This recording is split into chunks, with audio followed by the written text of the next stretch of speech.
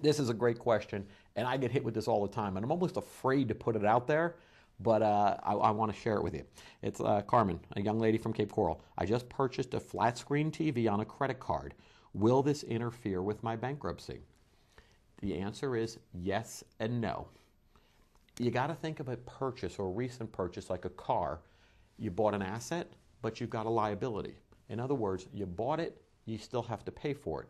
So in my eyes, if the TV is worth $2,000 and you owe $2,000, on the balance sheet, it's a zero asset. I've got an asset and I got a liability. So when it come right down to it, it's still zero. You haven't created equity in this yet. If you had bought it and paid off $1,000, then you'd have $1,000 worth of equity in that asset. Right now, the asset has no dollar figure.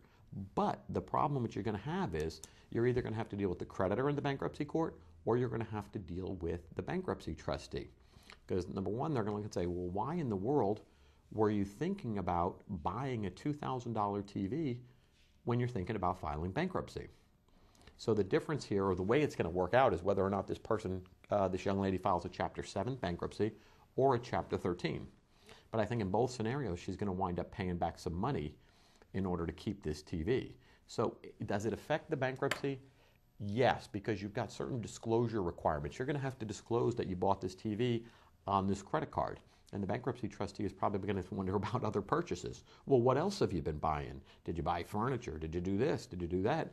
And they're probably going to want to see the credit card statements and say, well, what else has this person been doing for the last 6 months, last year of their life? Because it does raise some red flags. There's no doubt about it. Likewise, the creditor is going to be saying, wait a minute. You just filed bankruptcy and you don't want to pay this debt, or you're thinking about not paying this debt, and we may want our TV back, or we may want the collateral back to solidify this, or to settle this debt somehow. So we're going to have some negotiating there to do. And a 13, it's a little bit different because you're saying, hey, I want to pay this debt back or a portion of this debt. But then the bankruptcy trustee is going to say, wait a minute, why should I let you pay that TV off and not pay your other creditors? In other words, you don't need that TV to get to work. It's a luxury item. It's a $2,000 television. You can go to Walmart and buy a TV for $200. Why do you need a $2,000 TV? Not really too many arguments with that. I certainly don't want to be standing in front of the bankruptcy judge when he says, Mr. Dellutri, why does your client need a new $2,000 TV right before filing bankruptcy?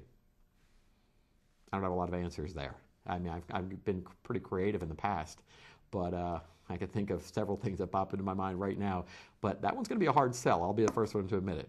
Who knows? We may have a very legitimate argument, but that one's going to be a hard sell. So I just want to say, let's get on that.